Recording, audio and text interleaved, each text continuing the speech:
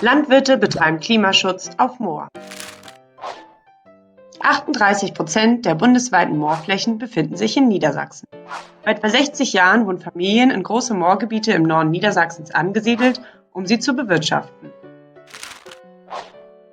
Bauer Hermann ist die zweite Generation auf dem Siedlerhof und durch aufwendige Grabensysteme wurden seine Moorflächen entwässert. Das Wasser wird also seit Jahrzehnten von den Flächen abgeführt, damit die Familie von Bauer Hermann dort wirtschaften kann. Wir befinden uns im 21. Jahrhundert und das Thema Klimawandel spielt eine zentrale Rolle in unserer Gesellschaft. Auch Bauer Hermann ist davon betroffen, denn er weiß, seine Moorflächen sind ein gewaltiger Kohlenstoffspeicher. Aber nur, wenn der Torf durch das Wasser vor der Zersetzung geschützt ist. Durch die Entwässerung der Flächen gelangt Luft in den Moorkörper. Die als Torf eingelagerte organische Substanz wird zersetzt und in der Folge werden Treibhausgase freigesetzt. Und das ist schlecht für das Klima. Das weiß auch Bauer Hermann und ist bereit, was für den Klimaschutz zu tun und die Emissionen auf seinen Moorflächen zu senken. Aber wie? Verschiedene Akteure aus Wasserwirtschaft, Forschung, Praxis und Politik haben sich an einen runden Tisch gesetzt und Lösungen erarbeitet. Optimiertes Wassermanagement auf feuchten Moorwiesen könnte Treibhausgasemissionen reduzieren.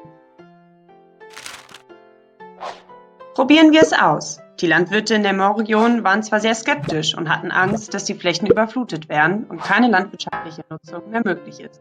Aber es musste ja etwas passieren. Auf den Flächen von Bauer Hermann wird mit Hilfe des Entwässerungsverbandes der Wasserstand in der Fläche je nach Witterung angehoben oder abgesenkt. Wissenschaftler und Landwirte entscheiden gemeinsam über die Höhe des Wasserstandes, sodass eine Bewirtschaftung noch möglich ist. Bauer Hermann und seine Berufskollegen halten das Projekt nach einigen Treffen und Diskussionen für sehr hilfreich. Sie haben aber immer noch viele Herausforderungen zu meistern und benötigen dringend innovative Ideen, um ihren Standort und ihre Existenz zu sichern.